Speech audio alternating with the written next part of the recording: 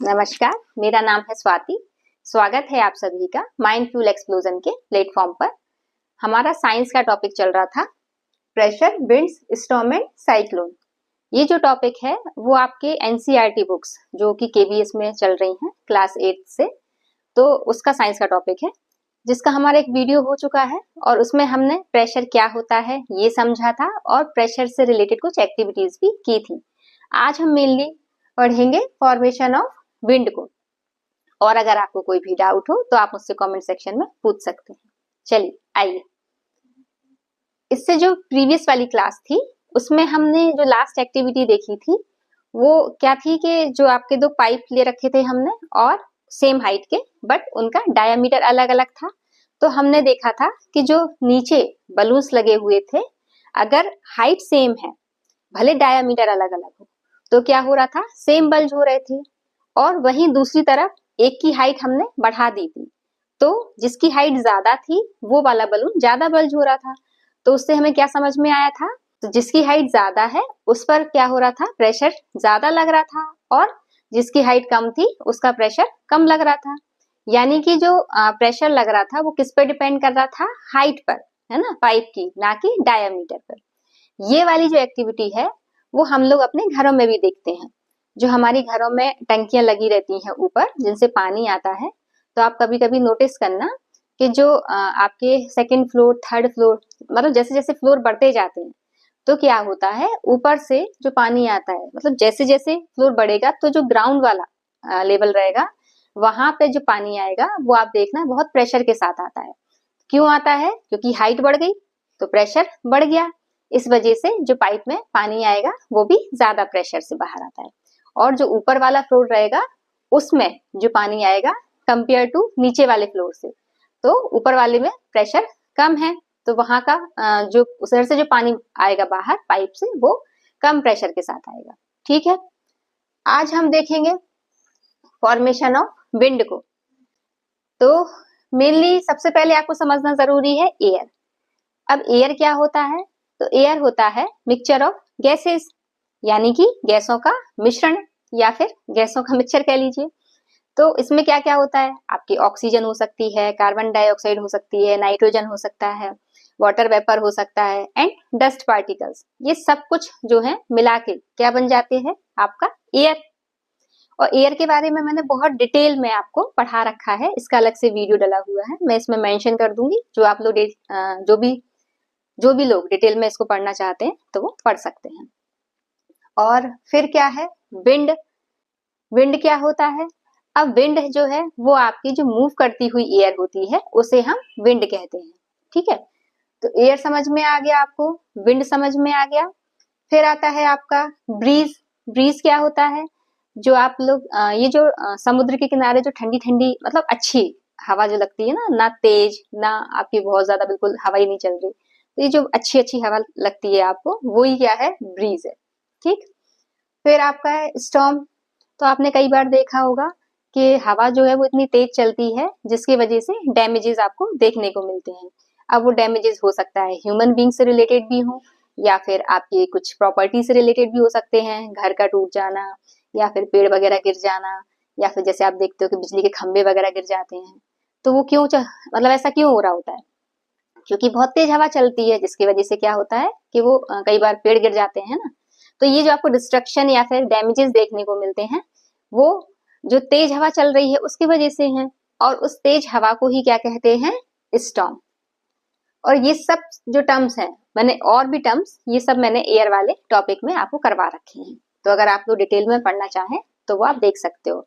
जैसे कि ब्रीज में भी मैंने समझाया था कि ब्रीज क्या होता है, बट ब्रीज कैसे जनरेट होती है, और इसका भी आपका ये जो है सी ब्रीज भी होता है और लैंड ब्रीज भी होता है, वो सब कुछ मैंने डिटेल में पढ़ा रखा है, तो आप वहां से पढ़ सकते हो। ठीक है, फिर ये जो आपके अगले टर्म्स हैं, थंडर, लाइटनिंग और थंडर स्टॉर्म, इनको अभी हम आगे कंटिन्यू करने वाले हैं। बट उससे पहले कुछ हम एक्टिविटीज को देखेंगे। जैसे हमारी पहली एक्टिविटी है air moves from high pressure region to a low pressure region. जो आपकी एयर है उसकी प्रॉपर्टी होती है कि वो मूव करती है कहाँ से, हाई प्रेशर रीजन से लो प्रेशर रीजन की तरफ। ठीक, तो आपने देखा होगा जैसे कि साइकिल वगैरह होती है ना, तो कभी आप देखना पंचर हो जाती है साइकिल, तो जो हवा निकलती है, तो आप ऐसा क्यों नहीं होता कि बाहर से हवा उसमें भर जाए, बल्कि उल्टा हो रहा होता है, हवा क्या हो रही होती है, निकल रही होती है बाहर की साइड, और वो भी काफी प्रेशर के साथ में। तो क्यों? क्योंकि जो टायर है उसके अंदर क्या है, हाई प्रेशर, और बाहर क्या है, लो प्रेशर। तो हवा कहाँ से मूव करेगी, high pressure to low pressure. इसलिए जो एयर है वो कहाँ से मूव करती है, आपके जो टायर है उधर से और बाहर की तरफ। ऐसे ही अब देखिए, जैसे ये एक बलून है ना, तो अब जैसे इस बलून में अगर मैं एयर फिल करूं, देखिए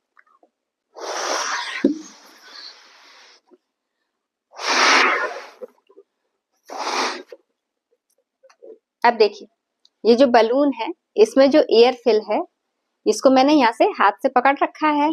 अगर मैं इस हैंड को रिलीज कर दूंगी तो क्या होगा कि इसमें जो एयर फिल है वो बाहर आएगी, वो भी बहुत प्रेशर के साथ में। अब ये बाहर ही क्यों आ रही है, बाहर की एयर इसके अंदर क्यों नहीं जा रही है? तो ऐसा क्यों होगा? क्योंकि इसके अंदर क्या है, हाई प्रेशर है, और बाहर क्या है, लो प्रेशर। तो जब मैं इस हैंड को रिलीज करूंगी तो एयर हाई प्रेशर से लो प्रेशर की तरफ क्या होगी, मूव करेगी। अब देखिए बाहर आई ना, ठीक आई समझ में? तो ये जो एक्टिविटीज हैं वो ये किस पे रिलेटेड है कि जो एयर मूव करती है वो आपकी हाई प्रेशर से लो प्रेशर की तरफ मूव करती है। इसको हम एक और एक्टिविटीज से करके देखते हैं जो कि हमारी एनसीईआरटी बुक में दे रखी है। चलिए। मैम मैंने तो इसमें एयर फिल की थी, इसमें कैसे आ गई? हाँ, अब देखिए आपने देखा कि अभी मयंक ने क्या किया, इससे जो इसको इसमें उसने क्या किया था, एयर फिल की थी, और एयर जो है आपकी इस वाले बलून में ट्रांसफर हो गई। तो ये क्यों हुआ? तो इसका रीजन है एयर प्रेशर। एयर ये कब तक ट्रांसफर होगा, जब तक कि दोनों का एयर जो प्रेशर है वो सेम नहीं हो जाता। ठीक है, अब देखो अब एयर ट्रांसफर नहीं हो रही ना, बस। तो क्यों? क्योंकि अब दोनों का एयर प्रेशर क्या हो गया है, सेम हो गया है। इस वजह से अब एयर का जो ट्रांसफर है वो रुक गया। ये तब तक होगा जब तक कि दोनों का एयर प्रेशर सेम नहीं हो जाता। ठीक है, आगे समझ में? तो आपको समझ में आ गया कि जो एयर है वो आपके हाई प्रेशर से लो प्रेशर की तरफ मूव करती है। नेक्स्ट एक्टिविटी है हमारी, when you blow air between the balloons a low pressure area is created between them. इसको भी हम एक एक्टिविटी से करके देखते हैं। चलिए, जब भी हम टू बलून्स के बीच में एयर को ब्लो करते हैं तो क्या होता है, ये दोनों बलून्स एक दूसरे की तरफ मूव करेंगे। अब ये दोनों बलून्स एक दूसरे की तरफ मूव क्यों कर रहे हैं, ये एक दूसरे से दूर क्यों नहीं जा रहे हैं? तो पहले हम इसे करके देखेंगे, फिर हम ये जानेंगे ऐसा क्यों हो रहा है। देखिए ये क्या है, टू बलून्स है आपको। अब यदि हम इसमें एयर को ब्लो कराएं, देखिए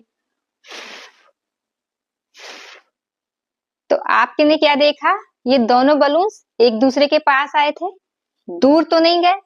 जैसे ही मैंने फूंक मारी तो क्या हुआ, दोनों बलून्स एक दूसरे के पास आए। ऐसा इसलिए हुआ क्योंकि जब हम इनके बीच में एयर को ब्लो कराते हैं तो इनके बीच में क्या होता है, लो प्रेशर क्रिएट हो जाता है, जबकि बलून के चारों तरफ क्या है, हाई प्रेशर है। और आपको ये तो पता है कि एयर जो है वो हाई प्रेशर से लो प्रेशर की तरफ क्या करती है, मूव करती है। इसीलिए ये दोनों बलून क्या करते हैं, एक दूसरे की तरफ मूव करते हैं जब भी हम इसमें एयर ब्लो करते हैं। तो अभी हमने क्या समझा कि अगर दो बलून्स के बीच में जब भी ब्लो किया जाएगा तो उनके बीच में क्या होगा, लो प्रेशर क्रिएट हो जाएगा और वो बलून्स एक दूसरे के पास आएंगे क्योंकि उनके चारों तरफ क्या है, हाई प्रेशर।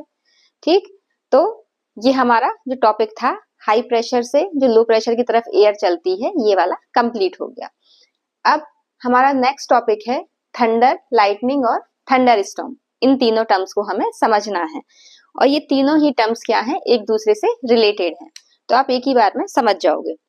सपोज करिए ये क्या है, वाटर सरफेस है, यानी पानी वाली सतह है। अब जब भी ये हीट अप होगा, यानी यहाँ का टेम्परेचर ज्यादा होगा, तो ये वाटर क्या होगा, गर्म होगा, और वाटर गर्म होके किस में कन्वर्ट होगा, वाटर वेपर में। और ये वाटर वेपर जब भी राइज होंगी ऊपर की तरफ जाएंगी और ऊपर जाकर ये क्या कर लेंगी, ये जो है क्लाउड को बना लेंगी, है ना। और इस क्लाउड में क्या होगा, जो भी गैसेस हैं वो कैसी हो जाएंगी, आयोनाइज्ड। और आयोनाइज्ड होकर ये गैसों का जो पॉजिटिव चार्ज है वो ऊपर इकट्ठा हो जाएगा और नीचे जमा हो जाएगा सारा का सारा नेगेटिव चार्ज। ठीक है, तो ऊपर आ गया है पॉजिटिव चार्ज और नीचे है आपका कौन सा, आपका नेगेटिव चार्ज। अब जब भी ये जो आपकी लैंड वाली सतह है, यहां से क्या होगा, जब ये गर्म होंगी गैसें यहाँ की, तो क्या होगा, गर्म होंगी तो ये ऊपर उठेंगी क्योंकि हल्की हो जाएंगी, और हल्की हो जाएंगी तो ये राइज होंगी, ऊपर जाएंगी। और जब ये गैसेस ऊपर जाएंगी, जब भी, तो क्या होगा, ये गैसें जो हैं आपकी यहाँ पे ऊपर जाके, क्योंकि इस क्लाउड के पास क्या है, नीचे वाली सतह में नेगेटिव चार्ज है, और इन गैसेस में जो भी एटम्स हैं, उन एटम में क्या है, जैसे सपोज करिए ये एटम है आपका, तो ये जो एटम है इसमें पॉजिटिव चार्ज भी है और नेगेटिव चार्ज भी है। अब इस सतह पे जो आप देख रहे हो नीचे क्या है, नेगेटिव चार्ज, तो ये क्या करेगा, इस एटम के पॉजिटिव चार्ज को अट्रैक्ट करेगा। तो पॉजिटिव चार्ज तो ये ले लेगा। अब जो नेगेटिव चार्ज है, नेगेटिव चार्ज यानी कि इलेक्ट्रॉन्स, तो इलेक्ट्रॉन्स क्या होंगे, इससे अलग निकल गए इस एटम से। ठीक, एटम से इलेक्ट्रॉन्स अलग निकल गए, और जो पॉजिटिव थे, मतलब पॉजिटिव चार्ज था, उसने ये क्लाउड में जो नीचे नेगेटिव चार्ज था इसके साथ रिएक्शन कर ली, तो ये तो पूरे हो गए। अब ये जो इलेक्ट्रॉन घूम रहे हैं फ्री, और भी जो एटम्स हैं उनके जो भी थे, ये जैसे आपके इसका भी इलेक्ट्रॉन है और भी होंगे, तो ये जो इलेक्ट्रॉन फ्री घूम रहे हैं, ये क्या करते हैं, यही फ्री इलेक्ट्रॉन एक चैनल क्रिएट करते हैं जो कि प्लाज्मा चैनल होता है। और ये जो प्लाज्मा चैनल है, इसी को हम क्या कहते हैं, मतलब यही जो आपको है ना वो बिजली चमकती हुई दिखाई देती है, वो यही होती है। ठीक है, तो वो प्लाज्मा चैनल है जो कि कैसे क्रिएट हुआ है, जो एटम्स में से जो आपके फ्री इलेक्ट्रॉन्स निकले हैं वो क्या करते हैं, आपके ये लाइटनिंग को क्रिएट करते हैं। समझ में आ गया आपको। अब ये जो इलेक्ट्रॉन्स हैं, फ्री इलेक्ट्रॉन्स, ये क्या करेंगे, जब और हीटअप होते रहेंगे तो यहाँ पे जो और भी गैसेस हैं उसको भी क्या करेंगे, कंटिन्यूअसली गर्म करते रहेंगे। और जब कंटिन्यूअसली गर्म करते रहेंगे तो ये जो गैसेस हैं इसमें, ये क्या करती हैं, एक साउंड क्रिएट करती हैं। उस साउंड को ही हम क्या कहते हैं, थंडर। समझ में आ गया। तो जो साउंड क्रिएट हुआ वो थंडर था, और जो प्लाज्मा, आपकी जो प्लाज्मा चैनल क्रिएट हुआ था वो क्या था, आपका लाइटनिंग था। अब थर्ड टर्म है आपका थंडर स्टॉर्म। तो जब आपकी बिजली भी कड़के यानी लाइटनिंग भी हो, और बारिश भी हो, रेन भी हो, और साथ में थंडर भी हो, ये तीनों चीजें हो, तब हम उसको क्या कहते हैं, थंडर स्टॉर्म। यानी कि क्या क्या, लाइटनिंग प्लस थंडर और प्लस रेन, तब हम इसे क्या कहेंगे, थंडर स्टॉर्म।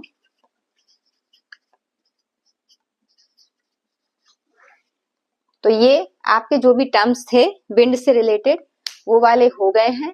अब आपका एक टॉपिक और रह गया है, साइक्लोन्स। वैसे तो मैं चाहती तो इसको आपको इसी वाली क्लास में खत्म कर देती, बट क्या है ना कि मैं चाहती हूँ कि ये आपको डिटेल में अच्छे से एक्सप्लेन कर दूं, तो इसलिए मैं इसको नेक्स्ट क्लास कंटिन्यू करूंगी, है ना। और जो भी अगर आपको कोई भी डाउट हो तो आप मुझसे कमेंट सेक्शन में पूछ सकते हैं। और अगर आपको वीडियो अच्छा लगा हो तो वीडियो को लाइक कर दें और ज्यादा से ज्यादा लोगों को शेयर करें, ताकि जो भी न्यू अपडेट्स हैं वो आप सभी को रेगुलरली मिलती रहे।